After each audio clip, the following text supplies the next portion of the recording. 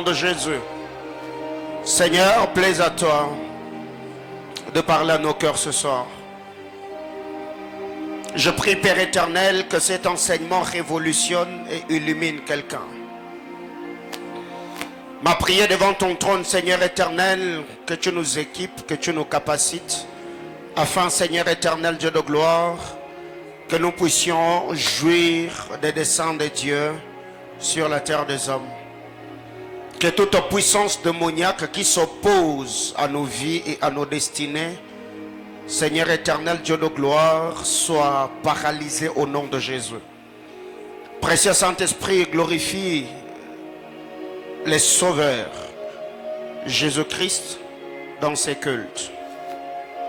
Je prie, Père, que cet enseignement soit accompagné par ta puissance, que de délivrance, la liberté de captifs, que le chêne et les liens tombent au nom de Jésus. Nous avons ainsi prié. Amen. Aidez-moi à acclamer Jésus. Que le Seigneur bénisse quelqu'un. Pouvez-vous m'aider à saluer votre voisin? Dieu soit loué. Alléluia. Nous bénissons le Seigneur et nous lui rendons de multiples actions de grâce pour le privilège que nous accorde ce soir que de nous tenir dans sa sainte et glorieuse présence. Une fois de plus, nous saluons tous les internautes. Que Dieu bénisse abondamment. Tous les bien-aimés frères et sœurs, vous qui êtes connectés, ou vous qui avez l'habitude de nous suivre sur TikTok, sur Facebook, sur Instagram, sur YouTube, sur Twitter, que la paix de notre Seigneur Jésus-Christ soit avec vous.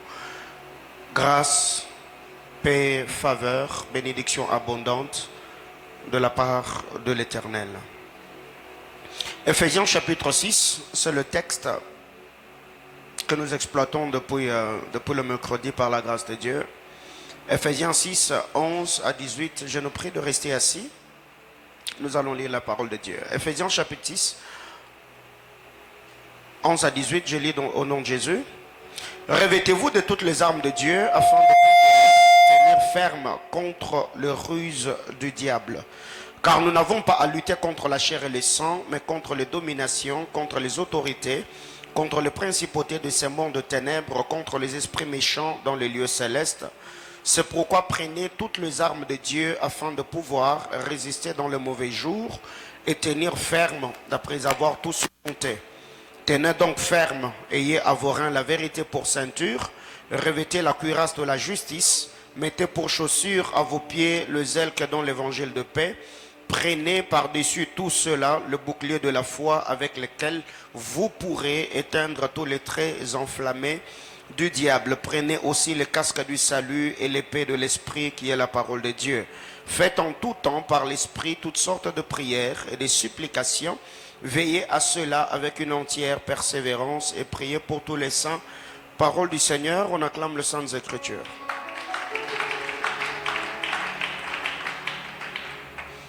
Dieu soit loué. Le mercredi, en introduisant, nous avons dit que dans l'art de la guerre, les informations doivent précéder les missions. Dans l'art de la guerre ou dans le bataille spirituel, les informations, les instructions, doivent précéder les missions. Ephésiens chapitre 6, le verset 12, 1 Samuel chapitre 17, le verset 33. Deuxièmement, nous avons dit dans l'art de la guerre, la formation. Entre parenthèses, l'entraînement précède l'affrontement ou l'attaque. Donc, tous ceux qui vont en guerre, tous ceux qui livrent de bataille, avant d'aller attaquer, avant d'aller affronter, ils se sont préparés, ils se sont entraînés. Et nous avons parlé de 1 Samuel chapitre 17, du verset 34 au verset 37. Troisième vérité, nous avons dit que dans l'art de la guerre, l'équipement doit précéder l'affrontement. L'équipement doit précéder l'affrontement. Ephésiens chapitre 6, 1 Samuel 17, 38 et 39. Donc tous ceux qui vont en guerre, avant d'attaquer l'armée adverse, ils commencent d'abord à être équipés. Quatrième vérité, nous avons dit que dans l'art de la guerre, la quête c'est la conquête, pas un spectacle que nous devons créer. La quête dans l'art de la guerre, c'est la conquête, pas un spectacle. Cinquième vérité, nous avons dit que dans l'art de la guerre, la plus grande arme du guerrier, c'est son mental, pas d'abord les armes à sa disposition.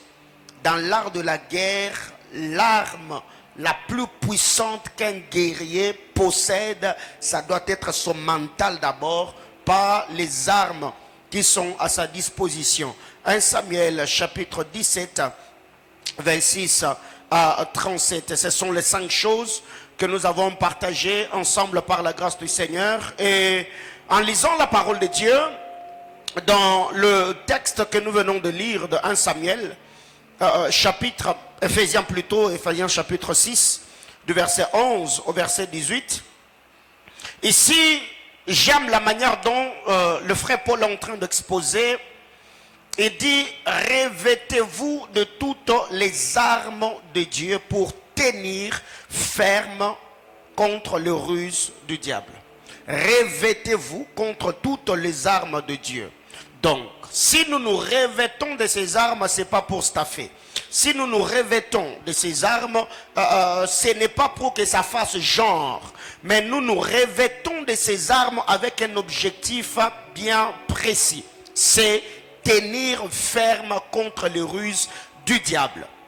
Alors, ce que nous devons retenir en lisant la parole de Dieu, ici vous allez vous rendre compte que tous les 6 armes que Paul nous présente dans Éphésiens chapitre 6 sont d'abord des armes défensives.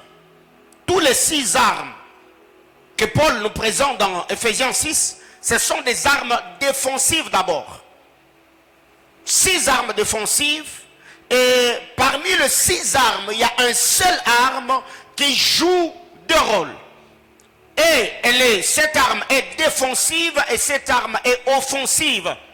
C'est l'épée de l'esprit qui est la parole de Dieu. Donc, en lisant la parole de Dieu, nous voyons que tous les 6 armes sont défensives. Mais quand on parle de cette 6e arme qui est l'épée de la vérité, autrement dit la parole de Dieu joue les 2 rôles. Comme arme défensive et comme arme offensive. Alors, qu'est-ce que nous devons comprendre? La première des choses, c'est que nous devons nous revêtir des armes de Dieu. On doit d'abord être équipés. Nous devons d'abord mettre sur nous les armes qui doivent nous défendre avant d'utiliser les armes offensives. Donc avant d'attaquer, Dieu prend d'abord soin de nous équiper. C'est ce que nous avons dit le mercredi, que les armes défensives, ça veut dire l'équipement précède l'affrontement. Avant que David n'aille attaquer Goliath, Saül étant un homme de guerre, Saül a commencé d'abord à équiper David. Même si, dans la suite, David a essayé de marcher avec l'armure de Saül, la Bible déclare qu'il n'a pas pu marcher avec parce qu'il n'était pas accoutumé. D'autant plus que la terre de David n'était pas la terre de Saül. La masse de David n'était pas la masse de Saül. Parce que quand vous lisez la parole de Dieu, la Bible déclare, quand on a choisi Saül, il dépassait tous les enfants d'Israël à la tête. Donc Saül était un homme élancé. Il avait une grande gabarit, il avait une masse imposante. Alors qu'est-ce qui arrive? C'est que quand le Seigneur nous appelle, quand le Seigneur nous demande à nous engager dans le bataille spirituel, la première des choses, le Seigneur nous donne d'abord des armes défensives, les armes de protection. Parce que sur le champ de bataille, il y a tout. Quand vous vous lancez dans le combat spirituel, il y a tout. Alors le Seigneur ne peut pas t'engager dans son armée sans t'équiper. Même le Seigneur Jésus-Christ, avant de chasser le démon, Jésus est allé au désert. Il a jeûné, il a prié, la Bible déclare après le baptême. Je suis dans Matthieu chapitre 4 ou Luc chapitre 4. La Bible déclare, il est allé au désert, il était rempli de la puissance de l'Esprit. Et qu'est-ce qui arrive? Après avoir jeûné et prié, la Bible déclare, Jésus sorti du désert, revêtu de la puissance du Saint-Esprit. C'est le revêtement qui a fait à ce que sa renommée se répande. Donc quand nous sommes remplis, être rempli au-dedans nous soumet ou nous permet d'obéir à la parole de Dieu, nous soumet à la volonté de Dieu, nous permet de marcher dans la volonté du Seigneur en obéissant à sa parole. Mais les revêtements nous capacitent afin d'accomplir la mission que le Seigneur nous a assignée sur la terre des hommes. Bien-aimés dans le Seigneur, vous devez savoir, nous l'avons toujours dit, sur la terre des hommes, la vie n'est pas un salle de jeu, la vie est un champ de bataille. Soit tu es un prédateur, soit tu es une proie. Alors déjà, le Seigneur commence à nous équiper. Deuxième vérité, l'apôtre Paul nous parle des esprits que nous attaquons. Il dit, nous ne luttons pas contre la chair et le sang. C'est que la personne qui doit s'engager dans le combat spirituel doit connaître le rang ou l'identité de l'ennemi qu'il va attaquer. Parce qu'il y a plusieurs personnes aujourd'hui qui se sont engagées dans le combat spirituel et ils ont vu leur vie, leur destinée être détruite. Pourquoi? Parce qu'ils s'attaquaient à une personne qui était pour eux comme un inconnu. C'est qu'il faut connaître le rang. Il faut connaître l'identité.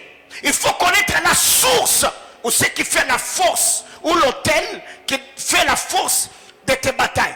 Et dit, nous n'avons pas à lutter contre la chair et le sang. Autrement dit, nous n'avons pas à lutter contre les humains. Nous luttons contre les dominations, les autorités, les puissances et les esprits méchants. C'est que Paul nous fournit des informations afin de nous permettre de comprendre que nous n'avons pas à lutter contre les humains. Ce qui fait que très généralement, je vois plusieurs personnes parce que il y a une révélation qui est sortie. On a dit, ton fils est sorcier ou ta fille est sorcière, tes parents ou tes soeurs. Et tu vois un parent qui prend la décision de chasser son propre fils ou sa propre fille parce que l'enfant est sorcier. On dit, ok, comme tu es sorcier, eh ben, nous te chassons de la maison, va errer et va te débrouiller. Et cette personne-là ne pense pas qu'en le chassant, la personne va vous faciliter la vie. Il ne vous rendra jamais la tâche facile. Parce que plus vous chassez la personne, vous êtes comme en train de renforcer sa méchanceté. Alors qu'est-ce qui arrive? Plusieurs personnes, nous nous sommes attaqués aux humains, laissant le diable se reposer. Nous nous sommes attaqués aux hommes qui sont utilisés par l'ennemi, alors que la personne qui doit être attaquée, c'est Satan lui-même. Que quelqu'un me dise Amen. Donc nous combattons, ou nous luttons contre les puissances démoniaques ou les entités spirituelles. Troisièmement, en lisant au début, l'apôtre Paul dit, revêtez-vous de toutes les armes de Dieu. Quand vous descendez un peu plus bas, la Bible déclare, prenez toutes les armes de Dieu. Alors qu'est-ce qui arrive? Plusieurs personnes ont revêtu les armes de Dieu, mais ils ont pris les armes des hommes. Les armes que nous devons nous revêtir doivent être de Dieu, et les armes que nous devons également prendre doivent être de Dieu. Parce que vous devez lire la parole de Dieu avec la pensée apostolique. Quand Paul parle, il dit, revêtez-vous des armes, de toutes les armes de Dieu. Quand vous descendez un peu plus bas, Paul dit, prenez toutes les armes de Dieu. Pourquoi Paul insiste sur de Dieu? De peur que nous puissions changer les armes et que ça crée un dysfonctionnement dans la bataille. Quelqu'un me comprend? Je prends un exemple. J'ai pris les armes de Dieu. Les armes de Dieu, un exemple, c'est que j'ai pris les bottes, j'ai pris la tenue militaire, j'ai pris le casque, tout ce que j'ai pris. C'est ce que le militaire utilise dans l'armée. Maintenant, quand je prends l'arme, je veux prendre l'arme à eau. Ok? Comme les trucs que les enfants, les jouets que les enfants utilisent. Est-ce que je suis sérieux? Ça veut dire, si j'ai mis une tenue militaire, je dois également prendre les armes militaires. Alors l'apôtre Paul parle dit, revêtez-vous de toutes les armes de Dieu, mais prenez aussi les armes de Dieu. De peur que tu t'es revêtu des armes de Dieu, mais tu y as pris les armes des hommes ou les armes charnelles afin d'attaquer la puissance de ténèbres, tu vas échouer. Je prends un exemple. Tu entres en prière, les sobras d'Alabaya. Tu pries. Dieu t'équipe, Dieu te oint. Mais quand tu arrives dans ta famille, on te dit que tel, c'est cette personne-là qui t'envoûte. Au lieu d'utiliser les armes de Dieu, toi tu utilises maintenant la vengeance.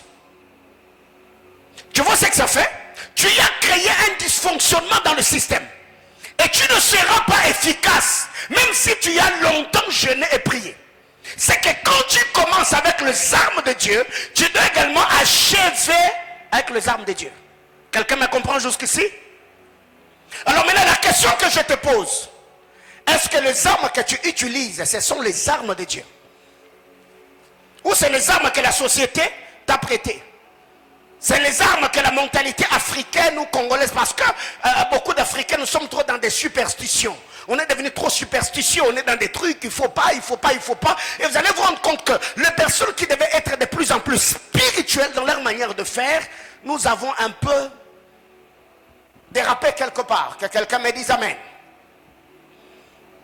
Et quand vous lisez la parole de Dieu, il y a deux choses que l'apôtre est en train de viser en écrivant Ephésiens chapitre 6.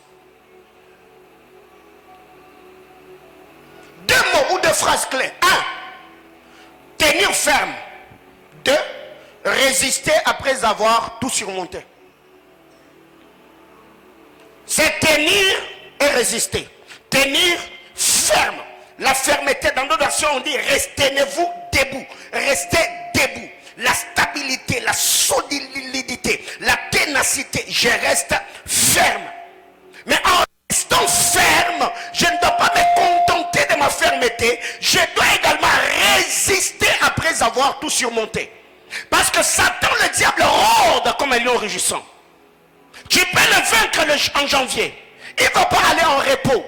En février, il va encore revenir.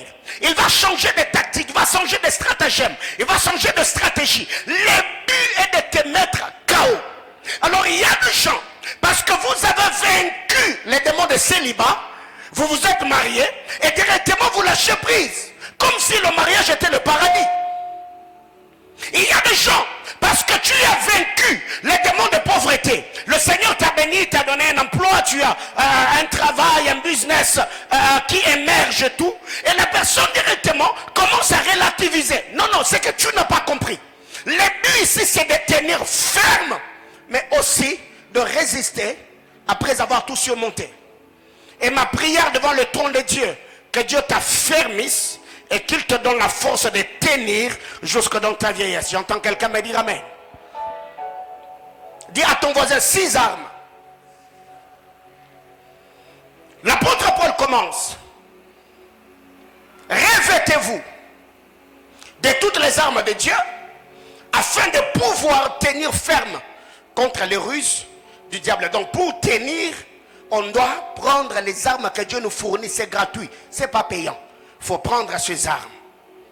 Au verset 13, il dit, c'est pourquoi prenez toutes les armes de Dieu. Là, c'est les armes offensives, afin de pouvoir résister dans le mauvais jour et tenir ferme après avoir tout surmonté. Le verset 14, Paul commence à énumérer les armes. Prenez donc, tenez donc ferme, ayez à vos reins la vérité pour ceinture. Première arme. Ayez à vos reins la vérité pour ceinture. Paul, dans la pensée, la mentalité apostolique, il a sûrement observé les soldats romains, comment ils s'habillaient. Et l'apôtre Paul a pris l'accoutrement des soldats romains et il nous amène dans le monde spirituel. Il dit, ayez à vos reins la vérité. Si vous voulez tenir dans le bataille spirituel, commencez d'abord à avoir pour ceinture la vérité. Ici, cela veut dire, c'est apprendre à vivre dans la vérité et aussi à dire la vérité. Parce que tu ne peux pas combattre ces armes, le diable avec ses propres armes. Nous savons, la Bible déclare dans le livre de Jean que Satan est le père du mensonge. Donc le diable est un géniteur. Il est le père du mensonge. Et quand l'apôtre Paul parle ici, l'apôtre Paul parle de rein. Il dit, ayez à votre hanche, ayez pour ceinture. L'apôtre Paul est en train de aux reins. Autrement dit, il parle des entrailles. Que les mensonges ne soient pas trouvés en vous. Ne vivez pas dans le mensonge. Ne mentez pas. Vivez dans la vérité. Parce que la parole de Dieu est la vérité. Jésus-Christ est le chemin, la vérité et la vie. Tu ne peux pas t'engager dans le combat spirituel alors que ta vie est mensonge, mensonge et mensonge. Tu ne peux pas vivre t'engager dans le combat spirituel et chasser des démons alors que ta bouche, même la Bible déclare que la bouche du sacrificateur doit garder la science. En lisant la Bible de Job, Job dit, tu guérissais le malade à cause de la pureté de mes mains. C'est que quand tu t'engages dans le combat spirituel, il y a une discipline, il y a la qualité de vie que tu dois avoir. Et cette vie, nous ne devons pas l'avoir parce que nous devons chasser le démon, mais c'est notre nature, c'est notre vie de tous les jours. Quelle est la dernière fois que tu as dit la vérité? Si aujourd'hui, on te demandait que tu puisses parler de ce que tu as, de là où tu es, comment tu as fait pour y arriver, est-ce que tu sauras le dire? Alors qu'est-ce qui arrive? Il y a plusieurs personnes aujourd'hui qui, surtout au Congo, pour vivre il faut mentir, il faut créer. Il y a même des informations qui circulent sur les réseaux sociaux, c'est non fondé, c'est du mensonge du début à la fin, c'est tout un scénario. Tout ça pourquoi? Parce que nous devons survivre. Je dois avoir un pain, je dois avoir un vêtement, je dois avoir une promotion. Il y a des miracles fabriqués, il y a des prophéties fabriquées, il y a des gloires fabriquées, il y a des élévations fabriquées. Et jusque-là, on ne sait pas qui est qui. Autrement dit, plusieurs personnes aujourd'hui, leur vie est maquillée de la tête à la plante du pied. L'apôtre Paul commence par la vérité. Parce qu'on ne peut pas combattre Satan avec ses propres armes. Et Jésus nous a dit, un royaume ne peut pas subsister si il est divisé. Satan ne peut pas chasser Satan. La première des choses pour tout enfant de Dieu, c'est lui qui veut avoir des résultats dans sa marche avec le Seigneur. C'est lui qui veut voir ses prières être exaucées. Tu dois apprendre à vivre dans la vérité. Tu dois apprendre à dire la vérité. Ça ne te coûte rien. Mentir là, c'est pas facile, hein? Alors que dire la vérité, c'est raconter les faits tel que ça s'est passé et présenter les choses comme ça s'est produit. Mais mentir là, il faut faire tourner le cerveau. Première arme, la vérité.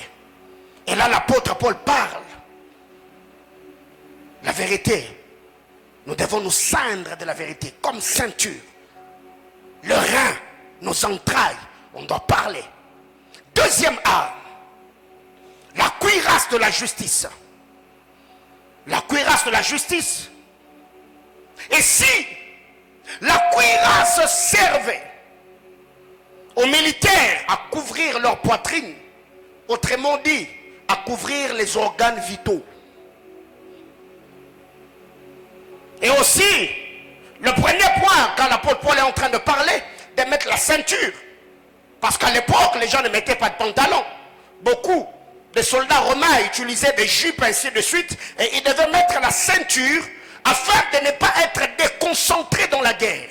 Parce que tu peux être là en train de lutter avec l'autre. Et s'il a dit que tu as sur toi, descendez directement. Tu seras perdu. Tu peux perdre la bataille parce que tu seras de l'autre côté en train de vouloir lutter. Et de l'autre côté, tu voudras tenir ton vêtement. Et c'est pour cette raison que l'apôtre Paul dit, vous devez être dans la vérité. Vous devez apprendre à dire la vérité de peur que le diable ne vous déséquilibre. Deuxièmement, la cuirasse de la justice. La cuirasse de la justice, c'est pour protéger les organes vitaux. Et là, ça couvrait la poitrine, mais aussi les dos par moment. Parce qu'il y a d'autres cuirasses, quand on le mettait avec des fils, on bloque. Mais il y a d'autres cuirasses, quand vous le portez, ça couvre le devant et ça couvrait également le dos.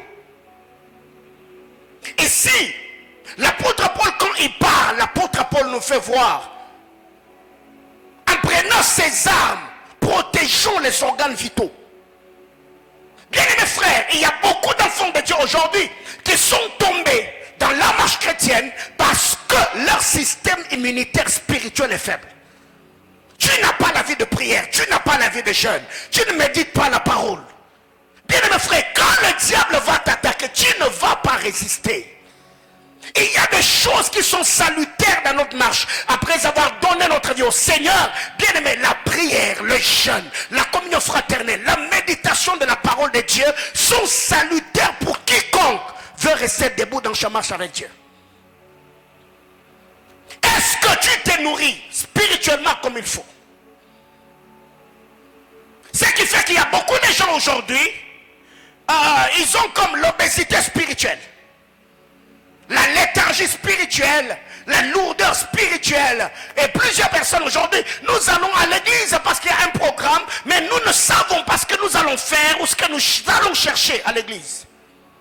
Il faut protéger les organes vitaux. Et là, c'est au niveau de la poitrine. Parce que si tu es atteint à ton pied, tu peux survivre. Si le mollet est atteint, tu peux survivre. Mais si ça te touche à ce niveau, frère, il y a peu de chances pour que tu survives. Aujourd'hui, même médicalement parlant, quand le système immunitaire d'un homme est faible, il peut être atteint directement par la maladie. Et même aussi spirituellement, quand le système immunitaire spirituel est faible, bien aimé frère, le diable peut te rouler comme il veut.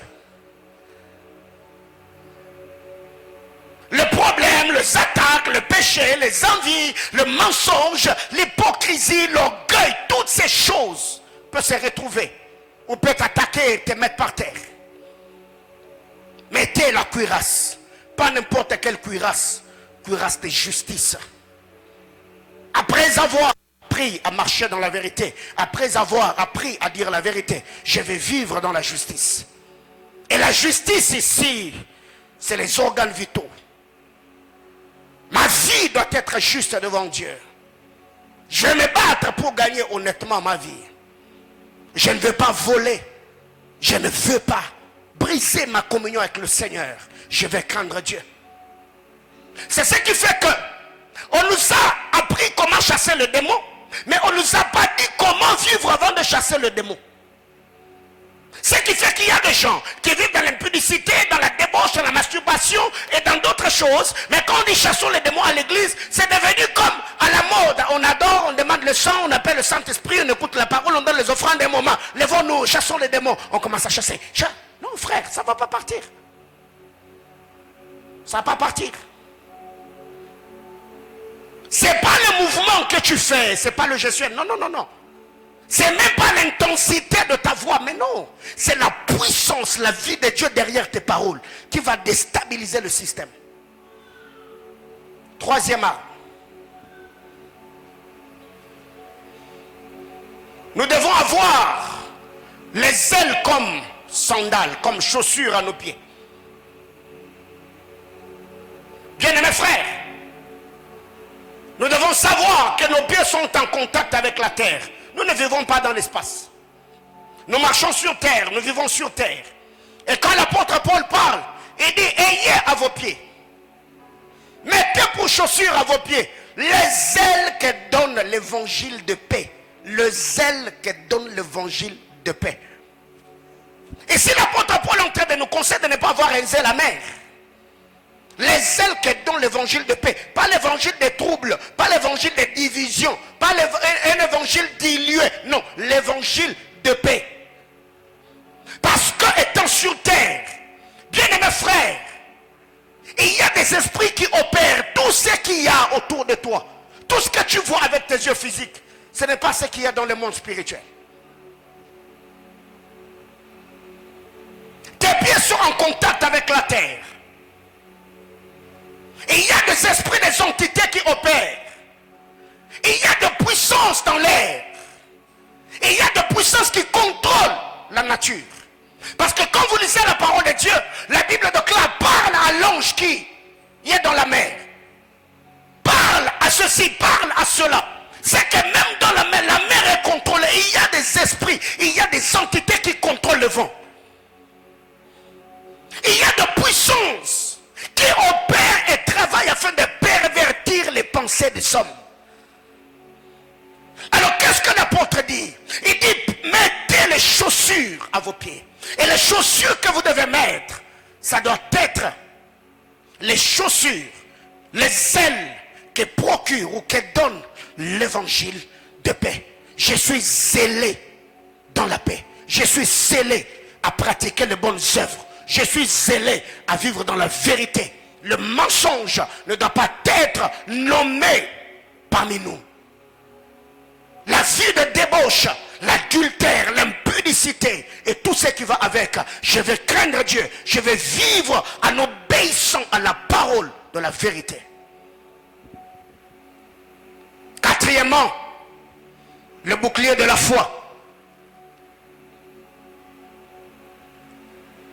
Et si vous allez vous rendre compte que le cœur a des armes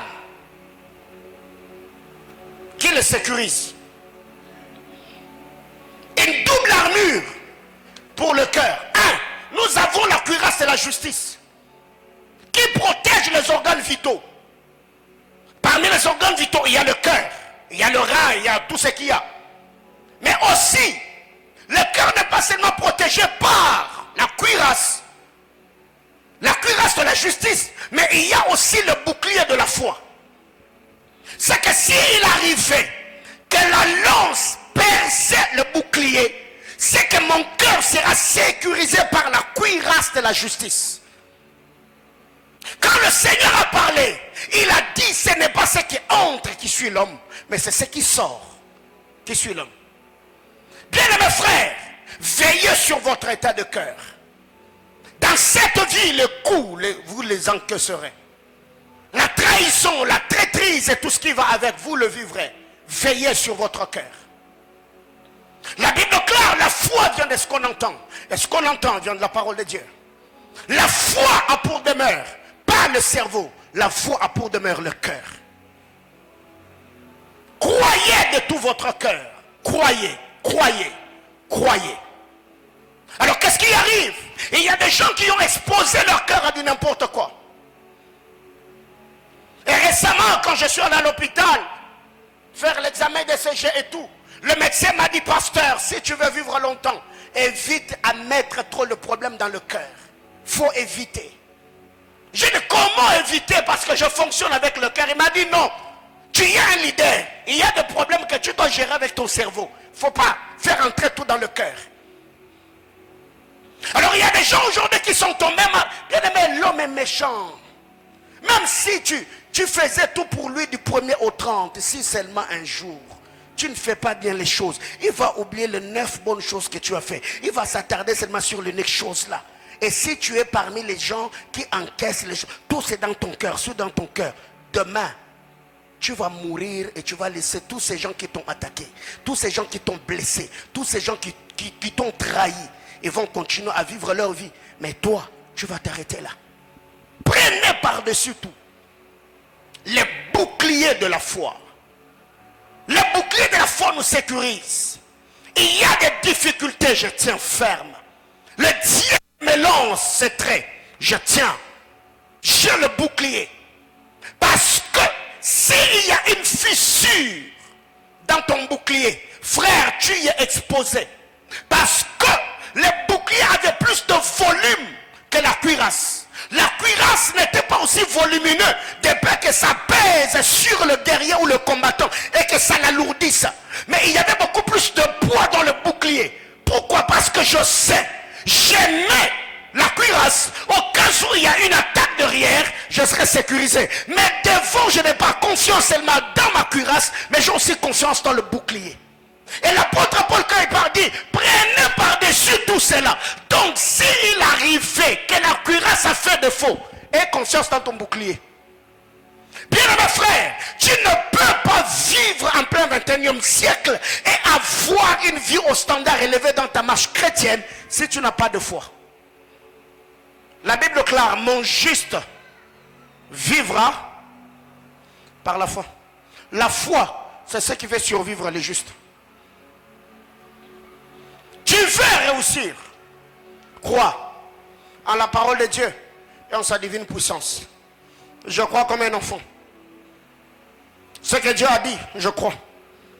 Je sais qu'il est fidèle pour le faire.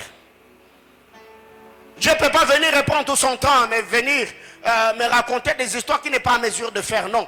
Quand il me dit, je le ferai, je croirai. J'engage ma confiance en Dieu. Bien-aimés frères, sécurisez votre cœur.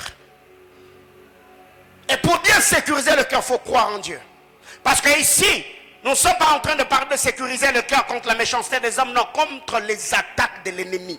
Le diable nous attaque par de problèmes, par de trahison, par le manque d'emploi, par le manque de mariage, par le problème de maternité, par le problème de santé. Et tout ce que le diable est en train de créer comme stratagème, comme machination, c'est juste pour affaiblir notre foi. C'est pour broyer notre foi. C'est pour nous affaiblir. Et plus tu affaiblis dans ta foi, ton système immunitaire spirituel s'affaiblissent également. Tu ne vas plus prier, tu ne vas plus méditer, tu ne vas plus prier, tu ne vas plus te consacrer et tu vas commencer à vivre comme tout le monde. Et c'est là que l'ennemi va venir t'enfoncer encore et encore. Bien-aimé dans le Seigneur, est-ce que tu as toujours la foi et les ailes que tu avais au début de ta marche avec le Seigneur? Ce qui fait que beaucoup de gens aujourd'hui, même quand nous allons à l'église pour que Dieu nous donne ce que nous voulons, que Dieu nous bénisse, que Dieu nous enrichisse, et tout tourne maintenant: mon travail, mon mariage, mes études, mon ministère. Et même quand nous cherchons l'onction, c'est pour gagner nos vies derrière l'onction de Dieu, derrière l'appel de Dieu, pas d'abord pour servir le Seigneur de manière zélée. D'abord, le bouclier de la foi. Ça sécurise le cœur et ça sécurise le corps. Donc je suis là, je me protège. Tout mon être est protégé. Et vous verrez même ici, quand il y a des affrontements entre les policiers, il y a toujours des gens qui viennent avec le bouclier là devant, se protègent. Quand vous lancez le pierre, ils peuvent même se cacher là, parce qu'ils savent que si vous lancez cette pierre, si ça touche le bouclier est blindé, la personne est sécurisée. Donc la foi, c'est l'abri des justes. Même si je reçois des attaques, même si je reçois des coups, je vais m'abriter, je vais me protéger, je vais me cacher là. Cinquièmement, le casque du salut. Le casque ici, ça vise la tête. Quand on vous donne le casque, vous le placez au niveau de la tête. Parce que vous verrez, la tête ici vient après le cœur. Le bouclier de la foi sécurise ton cœur et sécurise ton corps. Et après la sécurité du cœur, vient la sécurité de la tête. Parce que c'est les parties les plus vulnérables sur le corps de l'homme. Un homme sans pied peut vivre. Un homme sans jambes peut vivre. Mais si ton cœur est attaqué, tu t'arrêtes là. Si ta tête est touchée, tout est foutu. Alors qu'est-ce que l'apôtre Paul dit? Il nous dit: prenez la cuirasse de la justice, mais ajoutez les boucliers de la foi. Mais ne laissez pas votre tête vide. Prenez les casques du salut placés là. Les casques du salut nous protègent contre le faux raisonnement. Il y a des gens aujourd'hui qui ont vu leur vie dégradée. C'est parce que le diable a placé des paradigmes mentaux ici. Il y a des forteresses qui t'empêchent à croire en la parole de Dieu, qui t'empêchent à croire aux vérités bibliques, qui t'empêchent à comprendre les vérités spirituelles. Paradigmes mentaux. Et quand l'apôtre Paul arrive dans 2 Corinthiens chapitre 10, l'apôtre Paul dit: nous nous levons contre toute puissance et toute hauteur qui nous empêche à croître dans la connaissance de Dieu. Bien-aimés frères, et qu'est-ce que le Seigneur a dit par rapport au salut? Il a dit de clair: travaillez à votre salut. Comment? Avec crainte et tremblement. Les casques du salut, je les place là. Je sécurise ma tête. Bien-aimés frères, tes yeux et tes oreilles, ce sont les portes de ton âme. C'est les portes de ton cœur. Si la foi est entrée par ce que tu as entendu, donc la foi peut aussi partir parce que tu as entendu et aussi parce que tu vois. Alors que faire? Place le casque du salut. Tout dans ma tête, je réfléchirai. sur la conservation de ma vie, de mon intimité avec Dieu, de ma marche avec le Seigneur, les faux raisonnements ne vont pas pénétrer ma tête. Je croirai à la parole de Dieu comme un enfant. Tout est programmé ici. Que Dieu est juste et fidèle. Ce qu'il dit, il le fait, peu importe le prix à payer, peu importe le temps que ça me prendra. Alors il y a beaucoup de gens aujourd'hui qui ne voient pas la main de Dieu dans leur vie, seulement parce que leur tête, le cerveau est déjà pourri. Dernière arme, l'épée de l'esprit. Comme je l'ai dit à mon introduction, 6 armes défensives pour notre défense d'abord. Et parmi les 6, il n'y a que l'épée de la vérité qui est utilisée comme arme défensive et arme offensive. Il dit utilisez l'épée de la vérité qui est la parole de Dieu. La parole de Dieu. Dans le combat spirituel, on utilise la parole de Dieu. La parole de Dieu. En lisant la parole de Dieu, Matthieu chapitre 4, Luc chapitre 4, le Seigneur a utilisé l'épée de la vérité. Satan est venu. Si tu es fils de Dieu, fais ceci. Le Seigneur a pris l'épée de la vérité. Il est écrit. Il est écrit. Il est écrit.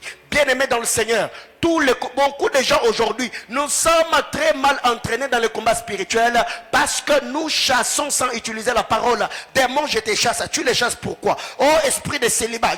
Bien-aimés, écoutez, il y a d'autres démons qui vont partir seulement par ton illumination spirituelle et ta compréhension des Écritures. Si tu te retrouves que tu es stérile, tu manques d'enfants, et qu'il y a une sentinelle, un démon, un gardien qui garde l'autel de la stérilité dans votre famille. Et toi, parce que tu es illuminé, tu connais le Seigneur, tu connais sa parole, et tu te tiens en chassant le démon, tu dis à ce démon, je te chasse au nom de Jésus, car il est dit que dans ma maison, il n'y aura pas de femmes stériles ni de bêtes qui avortent. Tu chasses le démon avec la parole, pas seulement par les mouvements de couper, de couper, de couper et de couper. Il y a un démon de sécheresse, de pauvreté, qui attaque votre famille. Et toi, tu es enfant de Dieu. Après avoir jeûné, après avoir prié, après avoir payé le prix, je me tiens de la Bible déclare, du riche qu'il était, il s'est appauvri pour que moi je sois enrichi. Alors je m'appuie sur l'autorité de Christ. Je chasse les démons de pauvreté qui bloquent ma vie. Et même Satan lui-même, il est conscient que ce que tu dis là, tu le dis parce que c'est la parole de Dieu, mais tu le dis pas seulement parce que c'est écrit, mais parce que le Dieu qui a dit, le Dieu qui a poussé les hommes à écrire, vit dans ton cœur. Autrement dit, tu y es en intimité avec ces dieux-là. Tu es malade. Et il y a des puissances de ténèbres qui oppressent ton corps. Je me lève. Esprit de mort, je te chasse. Démon de maladie, je te chasse.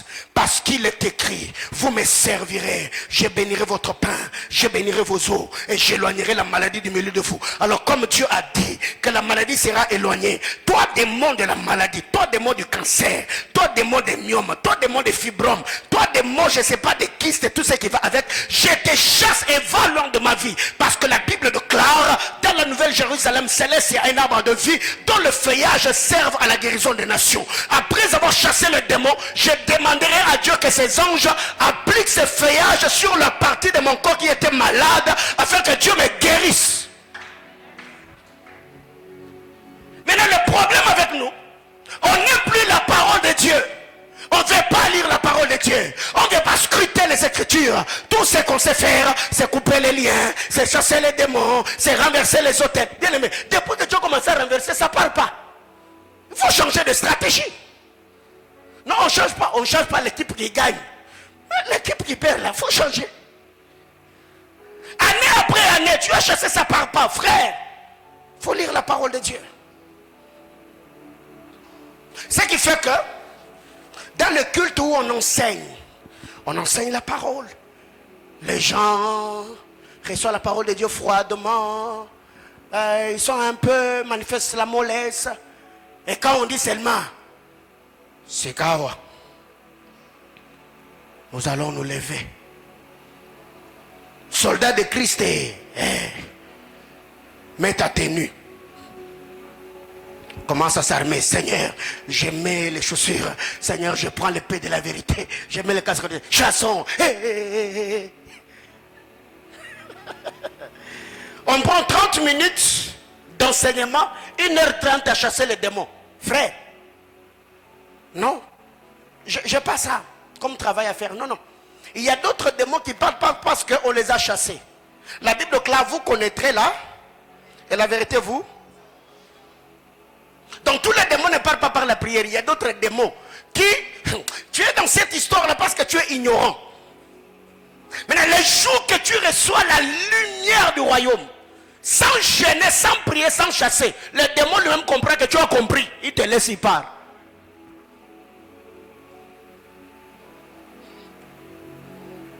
Vous savez pourquoi Pierre a marché au rythme de l'ange? Pourquoi Pierre en marchant, Pierre marchait lentement dans Actes chapitre 12? Parce que Pierre pensait qu'il était dans un rêve. Tel que je connais Simon Pierre, c'est à la sortie de la prison, il s'était déjà rendu compte que les portes de la prison étaient ouvertes. Frère, même à Jiemokangakamo, il a dit frère, papa, parce que vous vous souviendrez que quand on est venu annoncer à Pierre que la tombe était vide, la Bible déclare deux disciples, Pierre et Jean, courir. Frère, regarde même dans les films de Jésus, même l'homme blanc nous a aidés. Tu comprends que Pierre a un film, la Bible est un film. Tu vois? C'est que Pierre, il était déjà sorti, mais il pensait qu'il était en train de rêver. Il marchait, il marchait, il marchait, il marchait. Même ceux qui priaient dans la maison de Marc, quand Pierre est arrivé, une servante leur a dit, Pierre est dans une zone, non, arrête de rêver. Non, c'est son ange. Donc l'ange de Pierre les ressemblait. Alléluia. Il a fallu que Pierre insiste. Eux-mêmes priaient, mais ils ne croyaient pas en la liberté de la personne pour qui ils étaient en train de prier. Et ça n'a pas commencé aujourd'hui. Bien mes frères, l'épée de la vérité qui est la parole de Dieu. Quand tu es la soldat de Christ, tu prends ton épée. Tu pries, les bras sotalia. Je prends la parole, tu brandis. Dans telle et telle autre situation, frère, il y a des promesses dans la Bible de Genèse, Apocalypse. Chaque promesse de ta vie a une écriture qui le corresponde. Quand tu sens que dans le domaine financier ça ne va pas, tu appliques la parole. Le domaine du mariage de la Bible déclare, il n'est pas bon que l'homme soit seul. Donc si jusque-là, toi tu es célibataire, frère, ce n'est pas d'abord une crise économique, mais c'est d'abord une crise spirituelle. Parce que tu n'as pas montré à Dieu que tu as tel âge. Il y a des gens aujourd'hui qui pensent que le Seigneur va lire les statuts. Frère, Dieu n'est pas sur Facebook, Dieu n'a pas WhatsApp. Parce que très généralement, j'ai vu des frères et des soeurs, quand c'est la saison sèche, surtout ici au Katanga, il fait extrêmement froid. Et il y a quelqu'un qui va mettre sur les statuts, l'ange qui, je ne sais pas, qui gère le froid. On a compris. Et depuis que tu as écrit jusqu'à aujourd'hui, et tu le balaté. Frère, les mariages ne délivrent pas du froid. Posez la question aux mariés qui sont ici.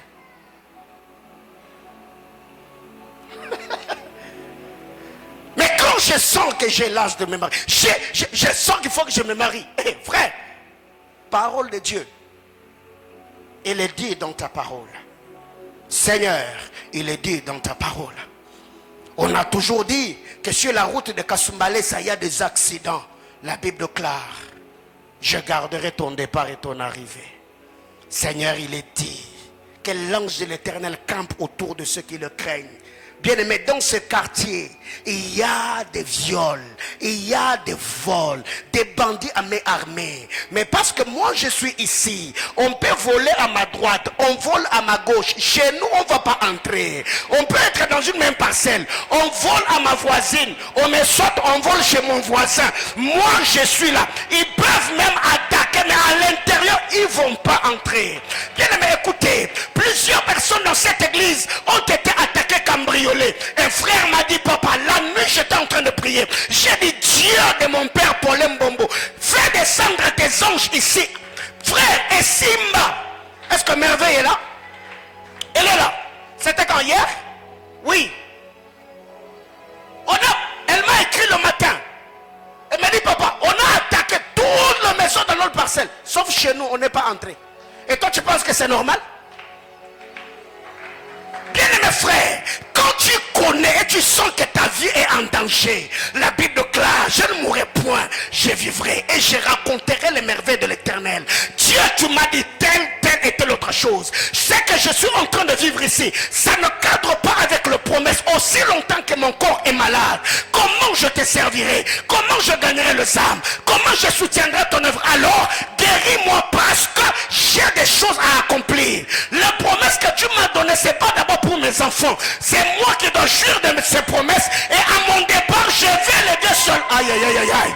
Je demande à Dieu, du haut de cet hôtel, que le Dieu de grâce, que le Dieu d'alliance se souvienne d'un homme, d'une femme dans ses cultes. Que le Seigneur accomplisse fidèlement les choses qu'il t'a promises. Si tu n'en as pas, je viens appliquer les promesses attachées à ma vie et à l'alliance que j'ai avec le Seigneur dans ta vie. Que Dieu te visite et te donne, qu'il te donne un témoignage éloquent et qu'il te fasse grâce en cette saison. Bien aimé, certaines choses dans ma vie ont changé par la compréhension de la volonté parfaite de Dieu. Alors très généralement, quand il y a certaines choses qui nous arrivent, on prie, on déclare, et quand ça continue, on arrête. Qui t'a dit d'arrêter? Qui t'a dit d'arrêter aussi longtemps que tu n'as rien vu? Bien aimé, Dieu a créé. Au premier jour, c'était bon. Dieu ne s'est pas arrêté parce que c'était bon. Dieu a continué à dire c'était bon, c'était bon, c'était bon, c'était bon. Jusqu'à ce que le désir de Dieu a été comblé. Quand il a créé l'homme, la Bible déclare, Dieu dit cette fois-ci, Dieu vit que ce qu'il avait fait était très bon. Donc Dieu ne s'est pas arrêté au bon. Si tu sens que là où tu es, ce n'est pas là où Dieu te veut, frère, continue jusqu'à ce que tu verras les très bons. Quelqu'un comprend de quoi je parle? Alors, pendant quelques petites minutes, dans l'art de la guerre, oubliez la stratégie de guerre. Pendant la guerre, peut entraîner la mort. Dans l'art de la guerre, oublier les stratégies de guerre peut t'exposer à la mort. Ou c'est une forme d'échec. Bien aimés frères, il y a plusieurs personnes aujourd'hui. Quand vous lisez la parole de Dieu ici, le mot lutter, les batailles dont utilisé ici, du grec stratos, stratos qui revient au mot stratégie. Ça veut dire, le bataille que nous livrons, c'est d'abord une bataille, le bataille stratégique humaine. Bien aimé, les grandes armées et les nations développées, ils sont dans le combat de stratégie, pas d'abord une guerre militaire. C'est pourquoi quand vous lisez la parole de Dieu dans Luc chapitre 14, la Bible déclare, qui est cet homme s'il veut aller répliquer ou attaquer un autre roi, s'il ne va pas s'asseoir et calculer si avec 10 000 personnes, il ira attaquer celui qui a 20 000. Ça veut dire, il va s'asseoir afin de mettre sur pied des stratégies qui vont lui permettre pas seulement de batailler, mais aussi d'avoir la victoire après avoir livré bataille. Dans l'art de la guerre, oublier les stratégies de guerre est une forme d'échec où ça peut entraîner la mort. C'est une guerre de stratégie parce que le diable est un stratège. Le diable a des stratégies à un niveau. Regardez seulement la scène de Samson et de Lila. Regardez. Combien de stratégies ont été changées? Lisez la parole de Dieu. Le diable a changé de stratégie. Même dans la vie de notre bien-aimé sauveur. Change le père en bien. Ça n'a pas marché. Il a proposé la gloire du monde. Ça n'a pas marché. Il a amené sur... Ça n'a pas marché. Le diable changera toujours. Stratos. Guerre de stratégie. Et c'est pour cette raison que la semaine passée j'ai dit, c'est lui qui connaît ton point faible ou qui a la stratégie. Tu as déjà vaincu. Bien aimé, c'est pour cette raison même la Bible déclare, quand ta main droite donne, que ta main gauche ne sache pas. Il y a des gens aujourd'hui, vous êtes devenus faibles spirituellement parce que vous exposez tout ce qui fait votre force dans la spiritualité.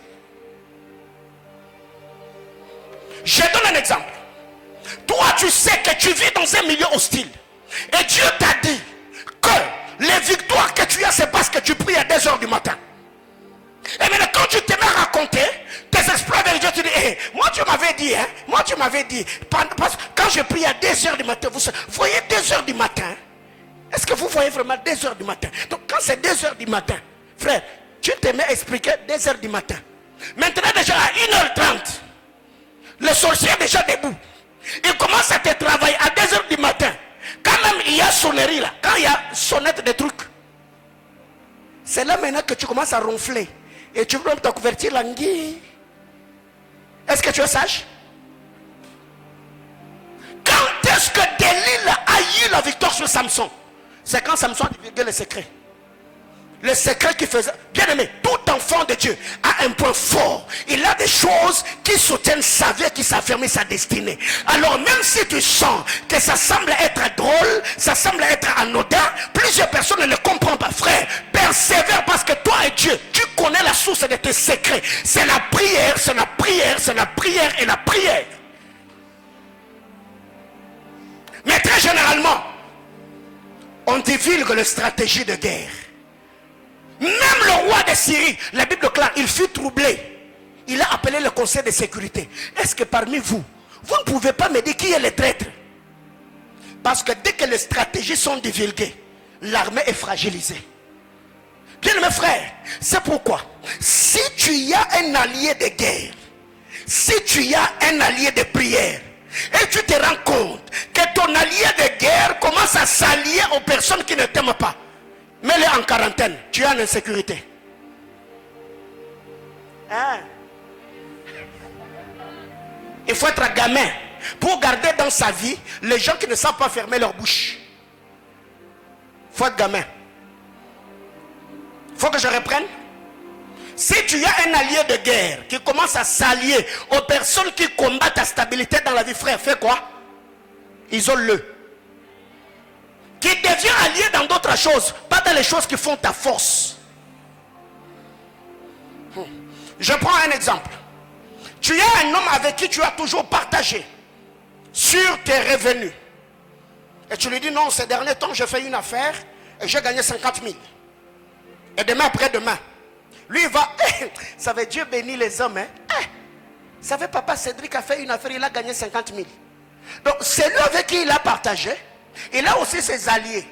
Ça ira d'allié en allié jusqu'à tomber entre les oreilles des brigands. Ils vont frapper à ta porte. Donne-nous 50 000 que tu as gagné lundi. Et tu vas mourir avant le temps. Parce que quand tu gagnes cet argent-là, tu ne vas pas le garder dans ta maison. Tu vas le mettre dans la banque, n'est-ce pas? Et si tu le dis qu'il n'y a pas d'argent, donc c'est toi-même l'argent là. Quelqu'un comprend de quoi je parle? 2. Ne pas comprendre le code ou le signe pendant la guerre peut entraîner la mort. Ne pas comprendre le code ou le signe pendant la guerre peut entraîner la mort. Bien aimés frères, moi j'ai grandi, j'aime les films, on a grandi avec les films de Rambo, Commando, ainsi de suite. J'aime les séries d'enquête, Jack Bauer et tout ce qui va avec. Vous verrez que quand il y a un commandant, un chef de guerre qui va avec une troupe, il y a toujours des signes. Il peut être là avant d'attaquer. Il vous dit 1, 3, prenez la droite. 2, prenez la gauche. 2, avec moi, on va devant. Ok? Donc si pendant la guerre, toi tu ne comprends pas les codes de guerre, tu peux tomber pendant la guerre. Qu'est-ce que j'appelle code de guerre ici? Dans le combat spirituel, c'est les instructions prophétiques que tu reçois. À la rosta livage. Tu es là en train de prier. Les sopradia. Et la marouseva.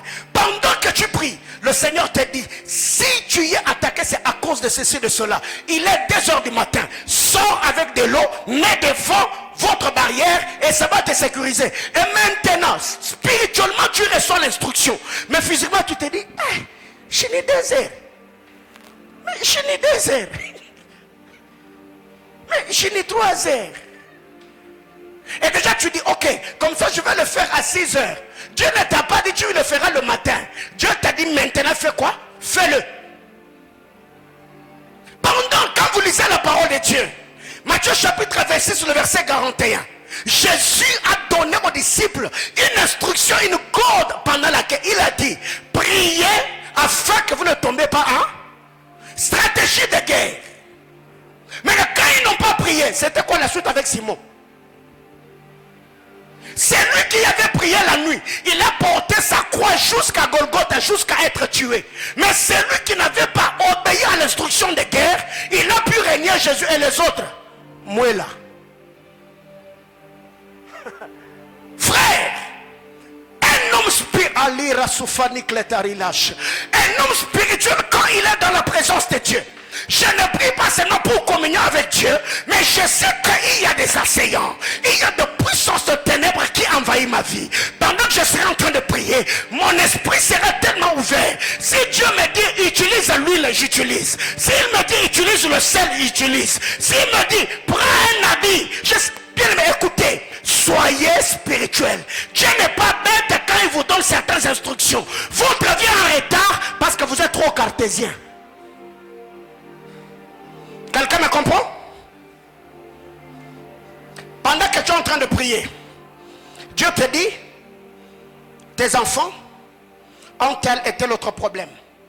Et pendant la nuit, Dieu te dit, réveille-le. À minuit jusqu'à de minuit à minuit 30. Tu dois prier avec tes enfants. Mais tu te dis, je sais pas qu'on a fait un examen. Frère, donc toi tu penses que pour que tes enfants réussissent, donc il faut qu'on passe l'examen. Vous savez, il y a un moment dans la vie, vous devez apprendre à être spirituel. Oublier le code ou ne pas comprendre les codes de guerre pendant la guerre, frère, peut entraîner la mort. Et ça, dans ma vie, il y a un moment où je me fous des avis des gens. Je me dis, si Dieu m'a dit, même si tu ne le comprends pas aujourd'hui, tu finiras par comprendre ce que moi je fais par les résultats que je vais avoir. Je ne vais pas plaire à quelqu'un. Si Dieu me dit, marche pieds nus, va au marché moussé, ou arrive au marché pieds nus, papa, quand tu arrives à la porte du marché, il faut même qu'on te traite de magicien, mais après, ils voient tes affaires prospérer. J'enlève mes chaussures et j'entre au marché pieds nus. Et quand j'enlève cette lèvre, frère, un moment, même le diable lui-même, il faut l'intimider. Alléluia. Même le diable, il faut intimider Satan. Ça veut dire ceux qui sont toujours envoûtés au marché. Il faut comme bonganga. Vie spirituelle comme bonganga. Donc tu mets ma kolongulu. Et j'ai une bouteille d'huile. Là où je suis en train de vendre les bras sautés. Et pas les yeux fermés. J'ai les yeux ouverts, les bras sautés. Vous allez bien? Et une telle personne va te répondre. Parce qu'il cherche d'abord à comprendre. Là, toi tu es dans la sacrificature. Vous pensez Jésus, si à notre temps, on m'amène un aveugle ici, je cache par terre, je fais la boue, et ça va faire les buzz, non? Jésus là, nous aimons un côté de Jésus. On aime les miracles, mais nous n'aimons pas le procédure ou les procédés ou la méthodologie qui a produit les miracles. C'est là le problème avec nous. Oh non, quand Élisée a prié, Élisée a pris du sel, il l'a mis dans l'eau. Et si tu viens, je te dis prends le sel, mets dans le seau. Et tu vas me regarder. Hein? Ni bébé, ni weke. Oh, j'ai dit prends et mets. C'est qu'on cherche tout. Bien aimé, écoutez, tout. Il y a un moment dans la vie où vous devez apprendre à être spirituel. Quelles sont les stratégies de guerre que Dieu t'a données pour que tu aies la victoire dans tes batailles? C'est être un enfant. Si jusque-là tu ne comprends pas les codes, les langages. Nous avons toujours dit le Saint-Esprit comprend.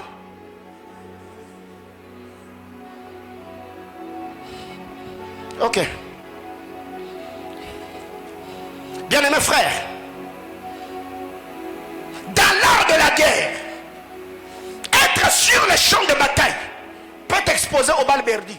Pas peu, t'expose aux balles perdues. Dans l'art de la guerre, quiconque accepte de descendre sur le champ de bataille a déjà signé son arrêt de mort.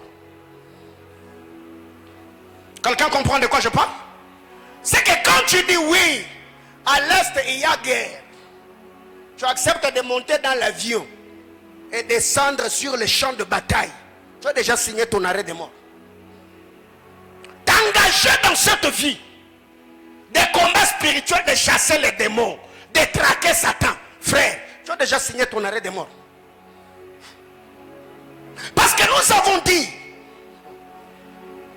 humainement parlant, dans la guerre de nations, il y a des codes diplomatiques. Ça veut dire, quand vous voyez qu'il n'y a pas, vous vous asseyez autour de la table, vous négociez. Mais dans le monde spirituel, il n'y a pas de diplomatie. On ne négocie pas. Soit tu es fort, soit tu es faible. Soit tu es le dominateur, soit tu es le dominant. Quand vous lisez la parole de Dieu, 1 Roi chapitre 22, le verset 34. Bien-aimés frères, écoutez. Akab a dit à Josaphat, changeons. Moi, j'aimais les tenues qui restaient, les tenues d'un serviteur. Ça veut dire je me déguise. Toi, reste le roi. Bien-aimé, les soldats du camp adverse peuvent ne pas te reconnaître, mais pas la flèche au hasard. La flèche du hasard suivra même ton odeur, même ton parfum, jusqu'à ce que ça va t'atteindre. Il s'est déguisé. La Bible clare, comme Josaphat était assis sur les chars, on l'a entouré. La Bible clare, il poussa un cri. Et quand il a poussé le cri, la Bible clare, il y avait un militaire là. Bah, il lance la flèche. Et quand la flèche arrive dans la direction de Josaphat, pousse un cri. La flèche reconnaît que c'est pas celui que je cherche. La flèche a dévié. Jusqu'à toucher celui que la flèche cherchait. Bien mes frères, pendant que nous sommes ici, quelqu'un s'élève. Il est en train de chasser le démon. Toi qui es distrait à côté, les démons qu'on a chassés dans un corps peut entrer en toi. Hein? Par moment, tu ne comprends pas les choses que je dis parce que tu n'as jamais assisté au service de délivrance pour comprendre comment le diable fonctionne. Tu peux être là, on est en train de chasser. C'est pour cette raison, dans des services de délivrance, on ne prend pas n'importe qui. Même Jésus, il avait toujours une équipe de 3. Avant d'aller dans la maison de Jairus, ils étaient d'abord avec eux à la montagne. C'est qu'ils connaissaient la sensibilité de ces gens-là. Francis, on n'amène pas n'importe qui dans les familles des gens. Tu peux détruire la vie de quelqu'un. Ce n'est pas parce que le frère ou la soeur est disponible que tu dois partir avec lui. Vaut mieux d'ailleurs qu'ils disent que moi on ne m'amène jamais, jusqu'à ce qu'il comprendra le prix qu'il doit payer. Nous on est là, on est en train de chasser. Esprit de mari de nuit, nous te chassons dans ce corps au nom de Jésus. Alors que toi, pendant que nous sommes en train de chasser les démons, toi dans ta tête tu as des pensées impures. Mari de nuit là, il va aller où? Balle perdue, ça entre. Et tu verras qu'à partir de cette délivrance-là, tu commences à avoir des envies bizarres. Il y a des gens aujourd'hui qui vivent dans la masturbation, dans la pornographie, et ainsi de suite. Ce n'est pas parce que vous avez... Non, tu as hérité ça de quelqu'un. Quelqu'un était là en train de faire l'autodélivrance. Seigneur, je coupe. Seigneur, je coupe. Et toi, tu es en train de chiquer. Mungu Baba, Mungu Abuluma. Unisaidie eko. Baba Mungu. Hey, Yesu Masia. Oh, mwana na Nzambe. Mwana na Dawidi. Papa, mwana na Dawidi. Même Daoud lui-même quand il te regarde, il te dit frère, tu comprends pas ce que tu fais. C'est quand on s'engage dans les batailles spirituelles. Frère, tu as déjà signé ton arrêt de mort. Donc tu dis ok, je descends, je vais attaquer les M23. Frère, partir tu es parti, mais rentrer, on ne te garantit rien. Parce que ta sécurité, c'est entre tes mains.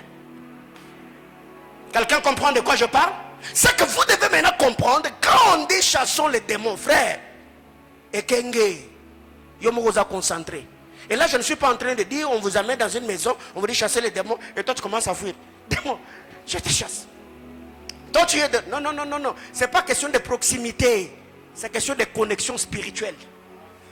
Quelqu'un me comprend? J'ai déjà fait des délivrances au téléphone. Quelqu'un, il est en Haïti. Il t'appelle, tu chasses les démons au téléphone, les démons partent.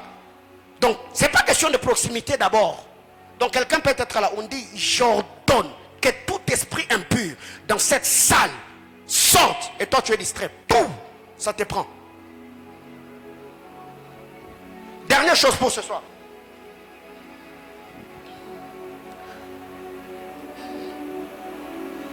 Dans l'art de la guerre, c'est ton survie qui assure ta promotion. de la guerre, dans le bataille spirituel, c'est les survivants qui sont promus. Bien aimé, David a reçu la promotion après avoir fait tomber Goliath. C'est quand il est rentré, la Bible déclare, Saül le plaça à la tête de ses hommes de guerre. Bien aimé, écoutez, dans des pays développés, on ne promet pas quelqu'un général, colonel, caporal, parce que c'est mon cousin. Quelqu'un comprend? Non, non. Ça peut se passer. Mais spirituellement, non. Ça ne se fait jamais. Pourquoi Jésus a reçu le nom au-dessus de tout autre nom? Hein? Vous savez seulement parce qu'il était le fils de son père? Non. Il a fait ce qu'Abraham n'a pas fait. Il a fait ce qu'Isaac n'a pas fait. Il a fait ce que les prophètes n'ont pas fait. Il est allé à la croix. Un Dieu s'est sacrifié. Un Dieu s'est donné. Et quand il sort, la Bible déclare, il est entré à Jérusalem de manière triomphante avec les âmes des saints qui le suivaient.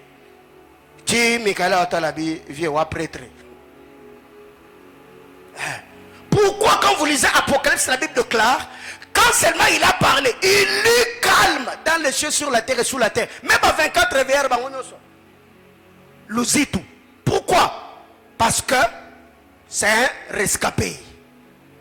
Frère, les promotions dans le monde spirituel viennent de par les batailles que nous avons livrées. Parce que c'est une guerre de hiérarchie. Tu arrives, les sorciers de ta famille, tu les vains. Les sorciers de ton quartier, tu les domines. Les sorciers de ta commune, bah, tu les domines. Frère, devenir une voix prophétique dans une nation, c'est pas question des réseaux sociaux. Hein? Ou dans une ville, quand tu parles, il y a des hommes qui t'écoutent. Frère, c'est pas question des réseaux sociaux, frère. N'importe qui peut faire un Facebook, mais n'importe qui ne touchera pas les âmes. Quelqu'un comprend de quoi je parle?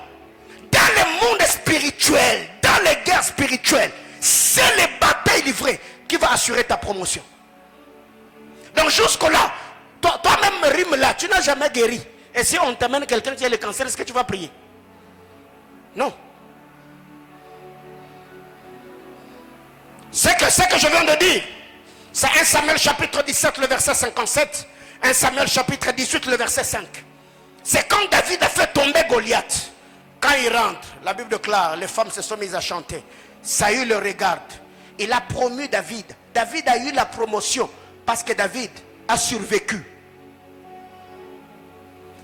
Saül l'a placé à la tête de ses hommes de guerre parce qu'il venait de faire tomber un homme de guerre. Il a fait tomber quelqu'un qui était guerrier depuis sa jeunesse. Et quand il rentre, Saül lui dit, toi, ce gars, tu n'as pas le poids de rester caporal. Pas général. David, bitumbaga moko. Et tu vas péter. Maintenant, toi là même chasser des mots là, des mots du quartier là, on t'envoûte déjà. Mais c'est toi qui s'appelle, oh daddy. Daddy. Papa, bah des mots na yomo ti le lo bundi, olonga ba on honte. Parce que bah des mots baniga ba soloni. Que Dieu nous bénisse. Je finis.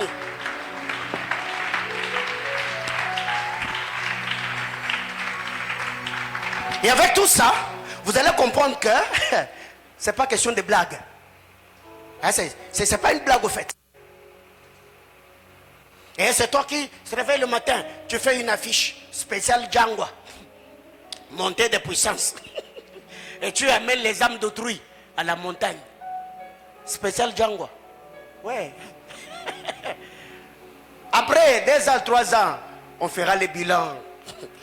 On va regarder la vie de celui qui a mené les gens à la montagne, ce qu'il est devenu. Frères, soyons sérieux. Le combat spirituel est une réalité. Les démons, les diables, ce n'est pas une utopie. Satan opère. Satan détruit des vies. Satan anéantit des destinées. Lève-nous, on va prier. 3 minutes.